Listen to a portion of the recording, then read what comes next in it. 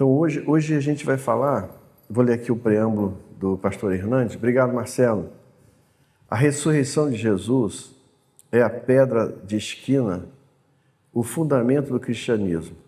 Um Cristo vencido pela morte não poderia salvar a si mesmo e muito menos a nós. O apóstolo Paulo, tratando da importância vital dessa magna verdade, afirmou que a morte de Cristo não foi um acidente, nem sua ressurreição uma surpresa. Ele morreu segundo as Escrituras e ressuscitou segundo as Escrituras. Quem pode ler aí 1 Coríntios 15, de 1 a 3?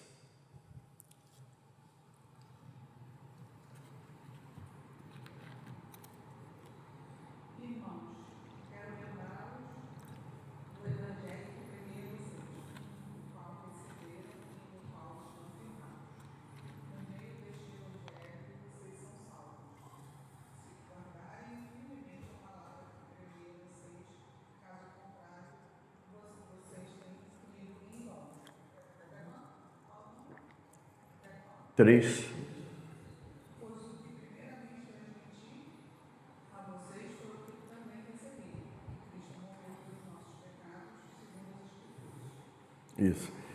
Isso é muito importante, né?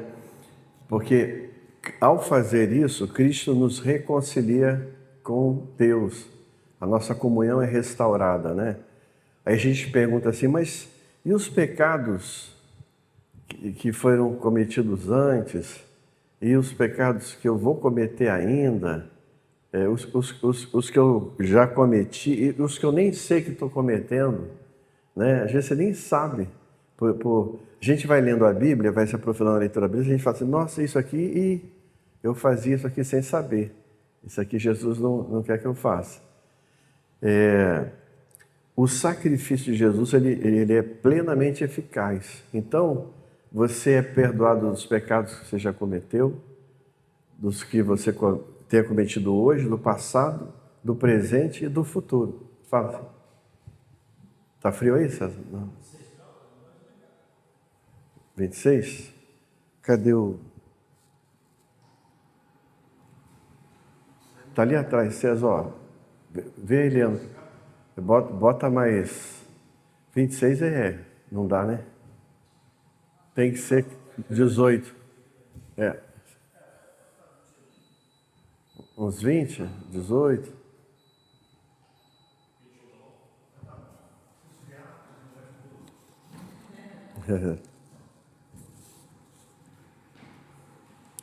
Bom,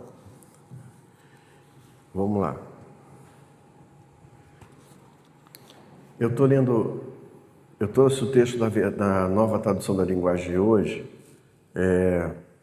porque tem alguns textos que se entende melhor nessa tradução, nova Tradução da Linguagem de hoje. Então, primeiro ponto aqui, ele fala sobre o túmulo vazio, né?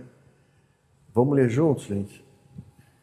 Domingo, bem cedo, quando ainda estava escuro, Maria Madalena foi até o túmulo e viu que a pedra que tapava a entrada tinha sido tirada. Então foi correndo até o lugar onde estavam Simão Pedro, o outro discípulo, aquele que Jesus amava, e disse: tiraram o Senhor Jesus do túmulo e não sabemos onde o puseram. Então Pedro e o outro discípulo foram até o túmulo. Os dois saíram correndo juntos, mas o outro correu mais depressa do que Pedro e chegou primeiro. Ele se abaixou para olhar lá dentro e viu os lençóis de linho, porém não entrou no túmulo. Mas Pedro, que chegou logo depois, entrou e também viu os lençóis colocados ali e a faixa que tinham postos em volta da cabeça de Jesus. A faixa não estava junto com os lençóis, mas estava enrolada ali ao lado. Hoje você tem as pessoas que não creem na ressurreição de Jesus, né, oferecem várias explicações, e o Hernandes fala explicações infundadas, né, sobre que teria sido removido, que quem não tem várias, ele faz um resumozinho aqui de que os amigos lá de Jesus teriam tirado o corpo, teriam levado para o lugar. O que para a gente não tem nenhum fundamento. A gente crê mesmo na ressurreição dele, né? Aí, o outro discípulo que havia chegado primeiro também entrou no túmulo e viu e creu. Eles ainda não tinham entendido as escrituras que dizem que era preciso que Jesus ressuscitasse. E os dois voltaram para casa. Eu acho muito interessante que quem caminhava tão perto de Jesus não tivesse entendido ainda a missão dele, né? Isso eu não estou justificando que a gente não deva, que a gente não deve se cobrar tanto se quem caminhou com ele, né? A revelação, a gente aceita Jesus e a revelação vai sendo dada para a gente pelo Espírito Santo ao longo da vida. A gente vai amadurecendo, vai se dando conta de algumas coisas. Agora, o que eu acho interessante que o pastor Hernandes destaca aqui deixa eu ver aqui, é muita coisa aqui. É quando Jesus aparece para Maria Madalena.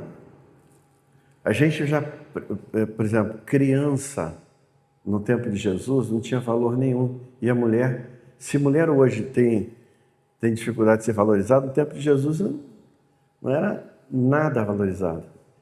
E é interessante que, vamos ler aqui o versículo. Maria Madalena tinha ficado perto da entrada do túmulo, chorando. Enquanto chorava, ela se abaixou e olhou para dentro.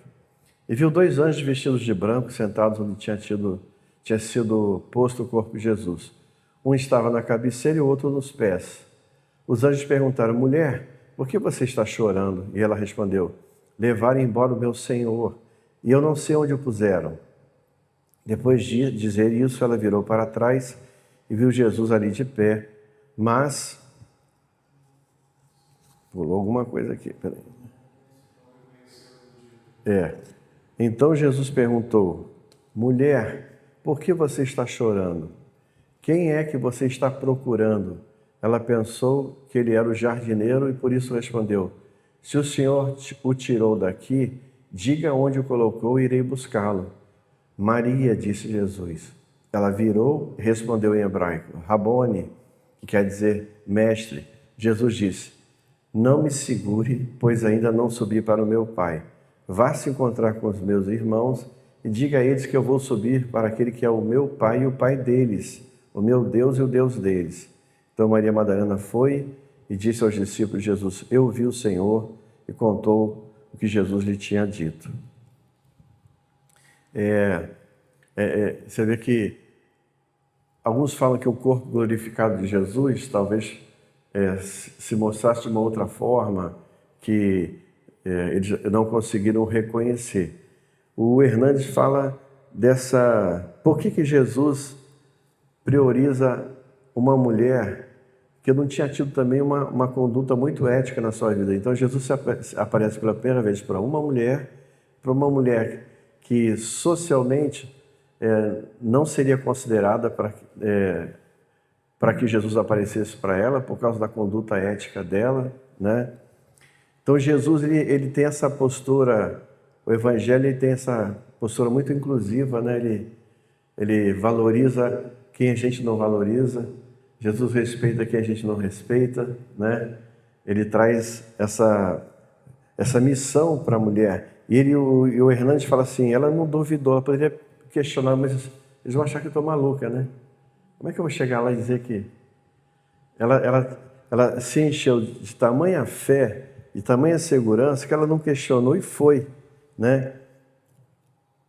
Ele fala que a primeira aparição de Jesus foi a Maria Madalena. Essa mulher de quem Jesus expeliu 7 demônios, tornou-se a primeira testemunha ocular de sua ressurreição e a primeira missionária dessas alviçareiras boas novas. Ele fala, um outro autor, teólogo, que é Warren Wiersbe, chama atenção para o fato de que as primeiras testemunhas da ressurreição de Cristo tenham sido mulheres que creram.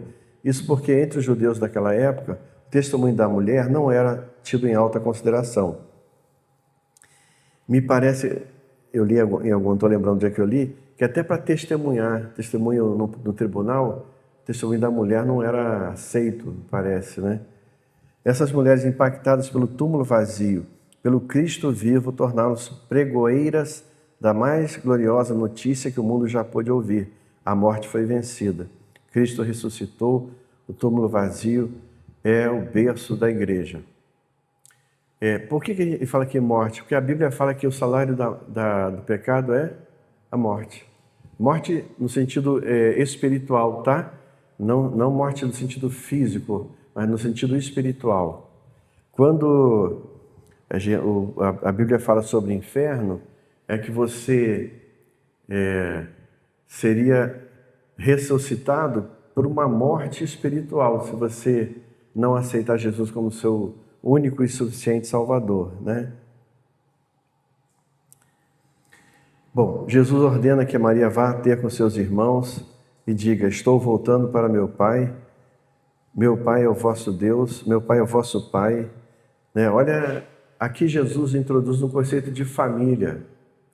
Né? O meu Pai é seu Pai, o meu Deus é o seu Deus. Então ele nos insere na família trina de Deus, né? Você vai ver uma evolução de servos, depois Jesus fala amigos, e agora ele chama você e nos chama de irmãos, né? Vocês são meus irmãos. O meu Pai é o seu Pai, né? O meu Deus é o seu Deus. Então nós somos colocados na família cristã. Isso é bem interessante. Vamos pensar que você veio de uma família muito disfuncional. Seu pai não foi nem de perto que você gostaria que ele tivesse sido. Sua mãe não foi nem de perto que ela poderia ter sido como mãe para você. Casamento dos seus pais, péssimo. Uma luta danada, né? Então, você não teve a família que você precisaria ter para ter uma estrutura estável, né? Harmoniosa, para você poder viver a vida. Quando você aceita Jesus, você é inserido numa família, que é a família trina de Deus, é o Deus Pai, Deus Filho e Deus Espírito Santo. Essa família passa a ser a sua família de base, que vai dar base emocional para você, base, sentido para toda a sua vida, né? Aí você fala assim: eu nunca tive um pai ou uma mãe minha relação com os meus pais nunca foi muito boa, eu sempre fui muito rejeitado pelo meu pai, pela minha mãe. Mas quando você aceita Jesus, isso é transformado, porque hoje você tem um pai que amou o filho, que nos amou, que nos reconciliou. Você é inserido numa família onde você é plenamente amado, né? Amado incondicionalmente, onde você é restaurado à comunhão. Essa experiência espiritual tem um reflexo na nossa vida em família. Então, você que tem problema com seu pai, com a sua mãe, tem ressentimento ou mágoa, o seu pai e a sua mãe se tornam irmãos em Cristo. E você não precisa mais do amor desse pai e dessa mãe, você tem o amor do pai, né? Você está inserido numa família totalmente equilibrada espiritualmente. Então hoje você sai desse lugar onde você é refém de uma família que não é funcional e você passa a ser um missionário dentro da sua própria casa. Você vai orar pelo seu pai, você vai ter uma relação com o seu pai de irmão, né? Olha que interessante, como é que essas questões de ordem emocional são transformadas à medida que você é inserido numa nova família. Por exemplo, a gente fala na psicologia que a minha capacidade de amar está muito relacionada ao quanto eu fui amado por meus pais, pela capacidade de amor e aceitação que os meus pais têm por mim. Então, quem não foi amado tem uma capacidade muito negativa, né? De amar, de poder construir bons relacionamentos. Mas quando você aceita Jesus, você é inserido nessa nova família, você tem Deus que é pai e que ama como pai e ama como mãe, né? No Antigo Testamento você tem referências a Deus na figura da mulher, aquele que amamenta, né, os filhos, que cuida. E você passa a capacidade de amar não está mais condicionada pelo seu pai e pela sua mãe. Você agora recebe de Deus uma nova capacidade de se amar em Cristo e de amar o próximo em Cristo. Olha que coisa maravilhosa. A gente se atentar para isso, né? Ele fala também aqui que um outro teólogo diz assim, Matthew Henry disse, Jesus poderia ter-lhes enviado uma mensagem zangada, né? Poxa, Jesus foi crucificado, os discípulos abandonaram ele, saíram correndo, Pedro então negou ele 3 vezes, né? Foi totalmente abandonado. Jesus poderia ter dito assim, vocês me abandonaram, vocês seus traidores, né? Eu achei que poderia confiar em vocês e vocês me deram as costas. Mas ele fala assim, não, olha, diz para eles que agora nós fazemos parte de uma mesma família.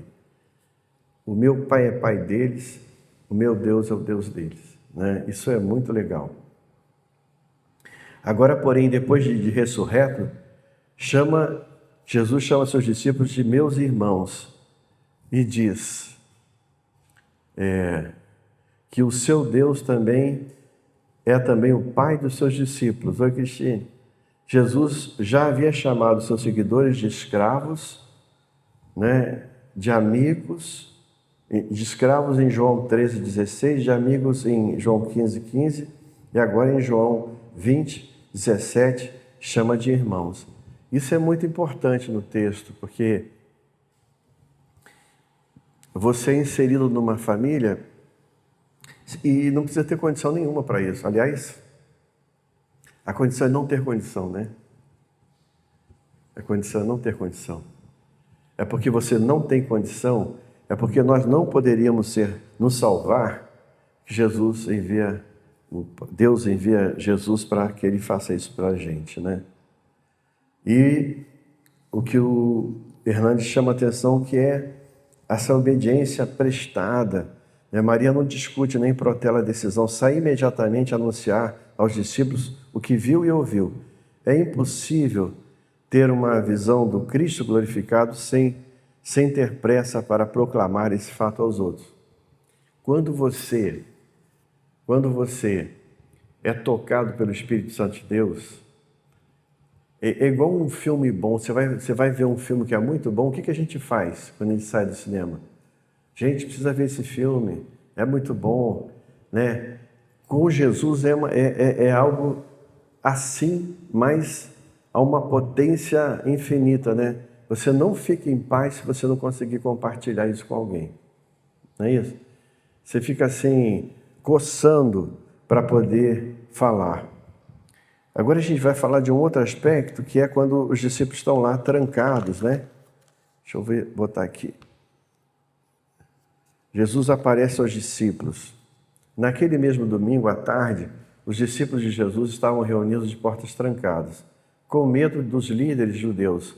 Então Jesus chegou e ficou no meio deles. Que a paz esteja com vocês. Fico imaginando, eu acho que eu talvez quisesse sair correndo naquela hora. Imagina, aparece do nada, e em seguida ele mostrou as suas mãos e o seu lado, e eles ficaram muito alegres ao verem ao Senhor. Então Jesus disse de novo, que a paz esteja com vocês. Assim como o Pai me enviou, eu também envio vocês. Depois soprou sobre eles e disse, recebam o Espírito Santo, recebam o poder, né? Se vocês perdoarem os pecados de alguém, esses pecados são perdoados, mas se não perdoarem, eles não são perdoados. O que não é que a gente tenha a capacidade de perdoar pecados de alguém, né? Nós não temos essa autoridade. Quem tem é Jesus, quem tem é o Espírito Santo. Mas Ele usa a gente, Ele usa a nossa boca. Ele nos usa para trazer essa mensagem para as pessoas que estão em sofrimento. E o que eu acho bem interessante aqui é que a vida cristã, agora, semana retrasada, foi aniversário, nós estamos Alcoólicos Anônimos aqui na igreja, fez 1 aninho de idade, César. Está 1 ano já frequentando, e tiveram lá 33 membros que vieram para a festa do aniversário. Eu fiquei olhando para aquelas vidas, fiquei pensando, onde é que estariam eles? muitos com famílias, né, estruturadas, organizadas, né? A gente fica assim. E a gente tem essa possibilidade de abrir a porta para eles, né, César? E aí tinha. E lá o 12º passo, que é o que dá sobriedade para eles, é levar a mensagem de recuperação para aquele que está vivendo o problema do alcoolismo. Então, o que acha que é muito parecido com o Evangelho, né? Porque os princípios espirituais da obra de Alcoólicos Anônimos foram tirados da Bíblia mesmo. Tinha um pastor anglicano e um padre que ajudaram a organizar esses fundamentos espirituais da obra. O que ele está falando aqui é a nossa sobriedade espiritual depende do quanto a gente tem compartilhado Jesus com as pessoas. Então, assim, você quer ter uma boa sobriedade espiritual, a gente tem que avaliar com quantas pessoas você tem compartilhado Jesus. Com quantas pessoas você tem orado e falado sobre Jesus. Então, assim, não é você aceitar Jesus, ficar dentro da igreja e não fazer nada. A missão da igreja é para fora da igreja, sempre. Então, a igreja é um lugar onde você vai ser capacitado para poder ir lá fora e compartilhar esse Jesus que você conhece, né? Aqui ele fala que Jesus ressuscitou no domingo pela manhã, apareceu aos discípulos pela primeira vez ao cair da tarde do mesmo dia. O sabá havia terminado quando Jesus ressuscitou. Sua ressurreição aconteceu no primeiro dia da semana.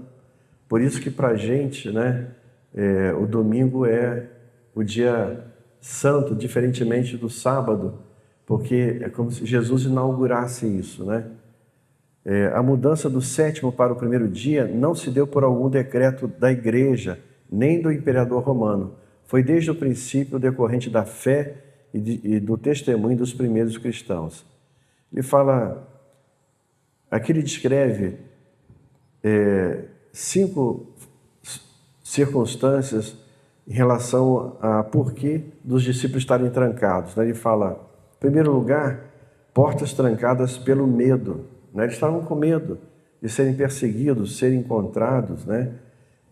Em segundo lugar, portas trancadas pela falta de paz, né? Jesus, que era a referência para eles de poder, autoridade, foi morto. Para eles, aparentemente, foi vencido, né? Então, que eles estavam sem paz no coração. E é interessante que Jesus fala, paz, aqui a paz esteja com vocês, né? Terceiro lugar, portas trancadas pela ausência de Jesus. Se Jesus é minha segurança, Jesus é minha esperança, se Ele me falta, a minha tendência é me fechar. A minha tendência é eu ficar cada vez mais inseguro, né? E ele fala também portas trancadas pela falta de poder.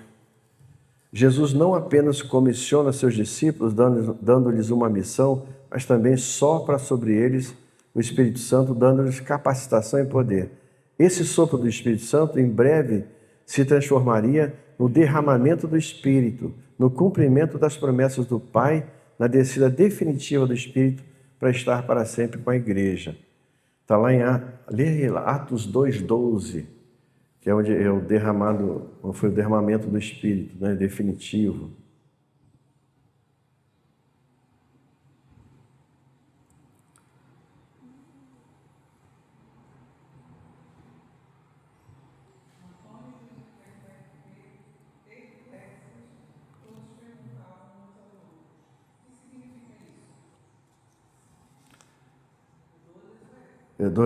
Atos 2:12, ele está botando Atos 2:12 aqui. Vê antes ou depois um pouquinho.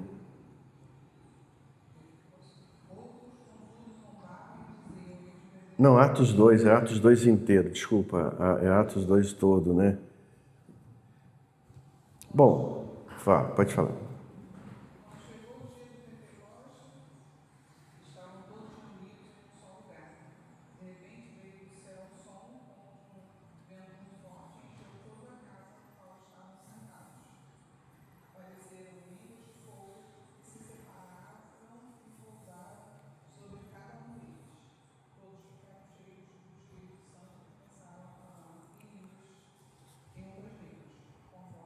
É.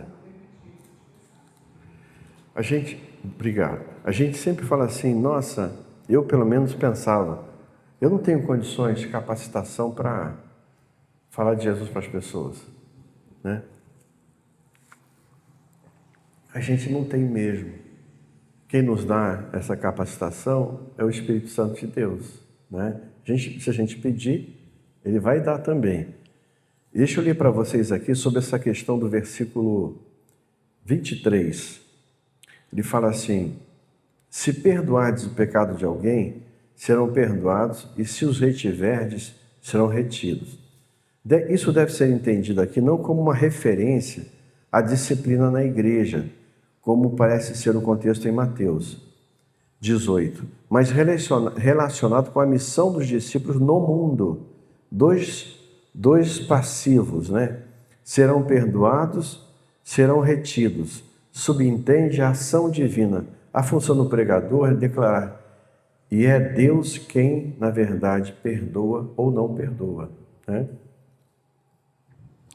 Agora vamos aqui para o quarto item, que é Jesus aparecendo a Tomé.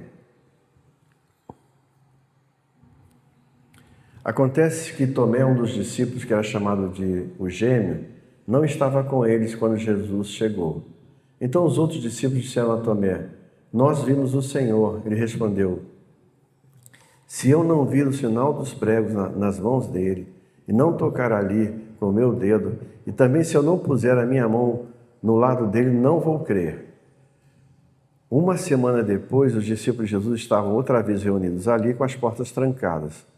Tomé estava com eles dessa vez, né? Chegou Jesus, ficou no meio deles e disse, que a paz esteja com vocês. Em seguida, disse a Tomé, veja as minhas mãos e ponha o seu dedo nelas.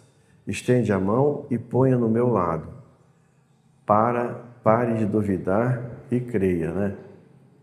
Aqui ele fala uma coisa bem interessante. Eu não sei se você já teve um momento Tomé na sua vida com Jesus, né? Eu já tive alguns momentos Tomés. Tem hora que a gente fala, Jesus, você está tão inseguro, que você fala assim, me dá um sinal aí, me dá alguma coisa bem objetiva, bem concreta, né? E tem lugar na relação com Jesus para esses momentos de incredulidade. Jesus não ficou chateado com Tomé. Jesus compreendeu a necessidade de Tomé e colocou diante dele, atendeu essa necessidade. Ele fala aqui, veja as minhas mãos e põe o seu dedo nela, porque isso era a necessidade de Tomé.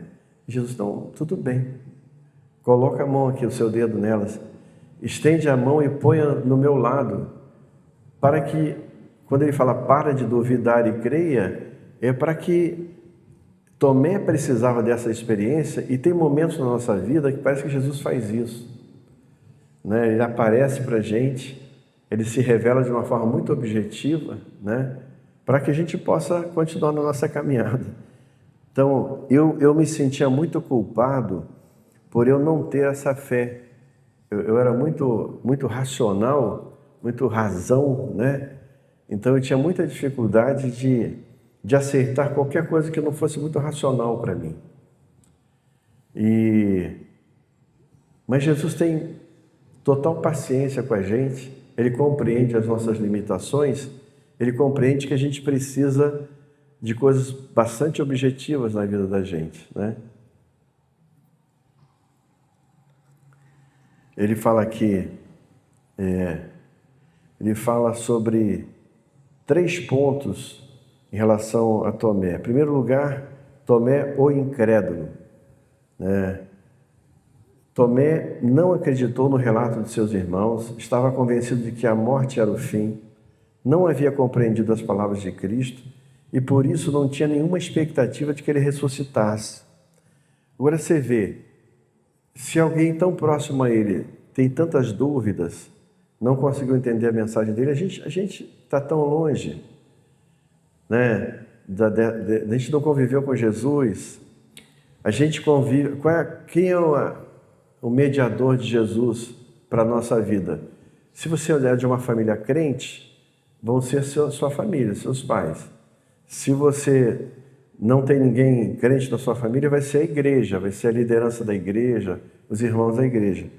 É por isso que dá tanto problema. Porque eu não teria a paciência que Jesus teve com Tomé. Em algumas situações a gente não tem essa paciência. Poxa, meu irmão, você ainda não crê? Você já passou por tantas evidências que Jesus é o Senhor? Como é que você volta atrás, volta para o começo? Como é que você se deixa tomar por esse sentimento de incredulidade? O que Jesus está ensinando aqui para a gente? Esses momentos acontecem. Nós precisamos ter respeito por esses momentos na nossa vida e na vida das pessoas. E ter paciência como Jesus teve com a gente. Em segundo lugar, Tomé é confrontado. 8 dias depois da primeira aparição, Jesus volta a se apresentar a seus discípulos. Dessa feita, Tomé estava presente. Novamente as portas estavam trancadas. Jesus aparece milagrosamente entre eles. Jesus confronta-o e diz-lhe: coloca aqui o teu dedo e vê as minhas mãos. Estende a tua mão e coloca no meu lado. Não seja incrédulo, mas crente. Depois fala de Tomé, o crente. Ao ser confrontado, Tomé responde a Jesus: Senhor meu e Deus meu. Em seguida, Jesus reafirma que ele precisou ver para crer, mas felizes são aqueles que não viram e creram. A fé não precisa ver para crer. A fé crê e por isso vê. Concordo com Charles Erdmann, quando ele diz que temos aqui não só a culminância da fé, mas o clímax do Evangelho. Aí é uma leitura minha, Eu entendo que a gente tem esses momentos, E eu entendo que apesar de você ser uma pessoa muito experiente, você pode ser confrontado com momentos em que a sua fé é abalada, E a gente precisa ter respeito e carinho com a gente. E falar para Jesus: me perdoa aí, mas eu não estou crendo, eu não estou confiando. O Senhor já me deu tantas provas, tantas coisas já aconteceram na minha vida, que o Senhor fez os milagres, o Senhor já realizou tanta coisa, mas essa situação especificamente eu estou na dúvida, eu não estou achando que eu vou conseguir crer,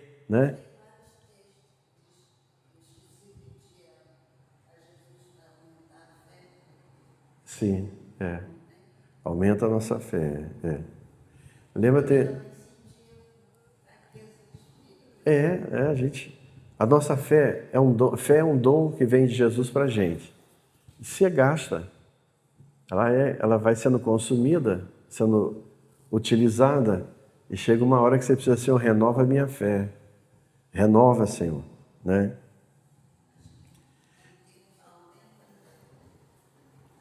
Aumenta a minha fé. João, em seguida, deixa claro que o seu escopo na produção desse livro foi levar os leitores exatamente à mesma fé em Cristo. Se uma pessoa realmente cética como Tomé se convenceu da ressurreição de Jesus, ninguém ficará sem desculpas. Se Jesus de fato ressurgiu, podemos concluir, como Tomé, que ele é divino. Se Jesus permitiu que Tomé o adorasse como Deus, devemos entregar-nos a ele com adoração e amor que provou ser por sua ressurreição. Deus verdadeiro de verdadeiro Deus. Carson fala que é oportuno escrever, entre aspas, o cético mais obstinado legou para nós a mais profunda confissão. A pessoa que menos creu foi a pessoa que deu o testemunho de maior fé, Deixa eu ver agora, próximo aqui. Então Tomé exclamou: meu Senhor e meu Deus. Você creu porque me viu, disse Jesus. Felizes são os que não viram, mas assim mesmo creram.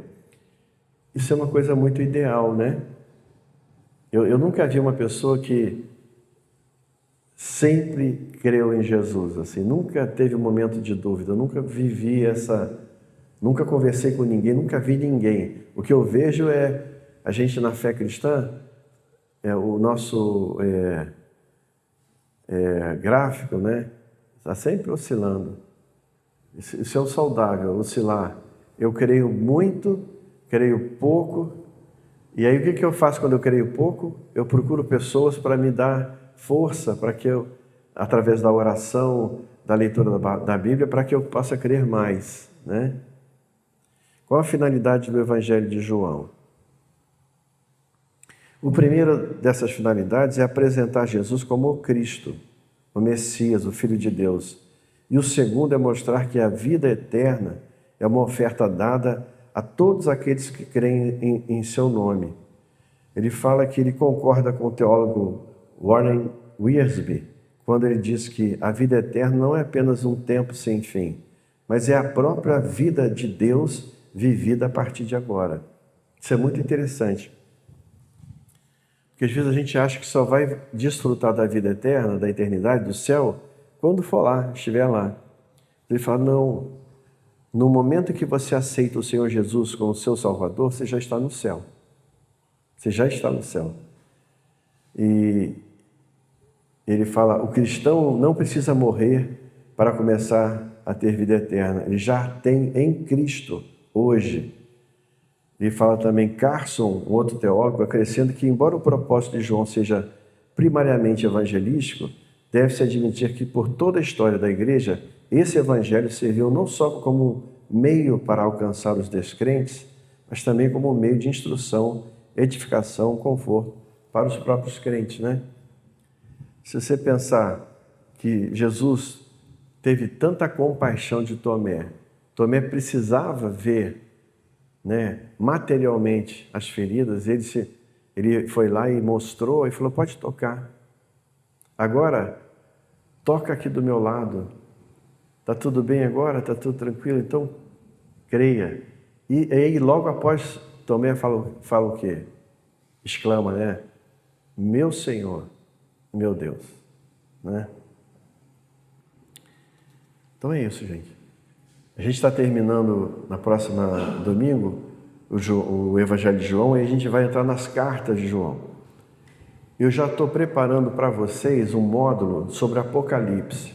Estou convidando um pastor, Jackson, um pastor muito querido, e que ele deu muito tempo aula lá no seminário presbiteriano, e eu estou vendo com ele, acho que em fevereiro a gente vai ter um sábado, que a gente vai ter uma imersão em Apocalipse, que é um livro tão complicado, difícil para a gente, né? Mas para a gente, para você que é crente, é um livro que traz muitas boas notícias, tá? Mas aí eu vou avisar vocês, eventualmente, para ano que vem, eu vou fazer esses módulos, em que a gente faz uma imersão, né? E esse trabalho de discipulado também é uma forma de eu alcançar mais pessoas na igreja para conhecer as bases da fé cristã. A gente poder compartilhar um com o outro, né? Poder orar junto. Eu estou organizando os grupos ainda, depois vou colocar você, Daniel e Carla, né? Alcina, Cristina. Então vamos orar, agradecer a Deus por isso, né? Porque a gente tem um Deus que Ele tem um cuidado muito especial com a gente, né? Com as nossas limitações. É Ele que nos dá poder, força, Ele que nos capacita para a vida. Mas uma coisa muito importante que o Evangelho de João está trazendo aqui para a gente, nesse capítulo, nós precisamos orar ao Senhor Jesus para que a gente seja um instrumento, né, para a vida de outras pessoas, que a gente ore com outras pessoas, que a gente, né? Pai amado, muito obrigado, porque o Senhor nos escolheu, e a gente nem sabe por quê, porque a gente não tinha nada para te oferecer, mas o Senhor decidiu nos reconciliar com o Senhor, com Deus, com seu Pai. Deus nos escolheu para nos reconciliarmos com Ele através de Jesus, e nós temos essa possibilidade de termos uma paz um propósito que só o Espírito Santo de Deus nos dá. Louvado seja teu nome por isso, que o Senhor continue nos abençoando sempre, no nome de Jesus. Amém.